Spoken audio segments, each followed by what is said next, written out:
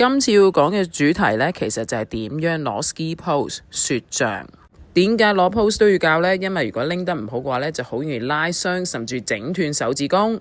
咁我哋 pose 呢個 handle 上面其實有兩條帶嘅，咁佢哋叫 pose straps。正確攞 pose 嘅方法呢，其實就係將條帶圈住自己隻手之後，當嗰兩條帶垂直掉落嚟嘅時候，咪好似兩隻豎起嘅 bunny ears，即係兔仔耳仔咁樣。喺呢個時候，我哋就可以用我哋隻手嘅虎口捉住嗰兩隻兔仔耳仔，然後先至再握住個 handle。做得啱嘅話，當我一鬆手俾支 pose 跌落去嘅時候，個 pose straps 係唔會圈住我手指公，我個手心係空嘅。但係如果我唔係咁樣攞個 pose straps 圈住我個手指公，跌落地嘅時候，支 pose 一棘住咗，一扯一拉，咁我隻手指公就好有機會受傷啦。因為嗰啲無情力可以好犀利。第二件事就係當我拎住個 ski pose 行路嘅時候，唔好喺度揈下揈下，咁樣好容易打到你旁邊同身後面嘅人。正確嘅方法係將支 pose 嘅 tips 篤落地下，一步一步咁樣行。一來咁樣先會安全啲，二來你亦都可以借到個 pose 嘅力量慢慢行。如果你覺得呢條片有用，希望你可以 follow 同 share 我哋啦。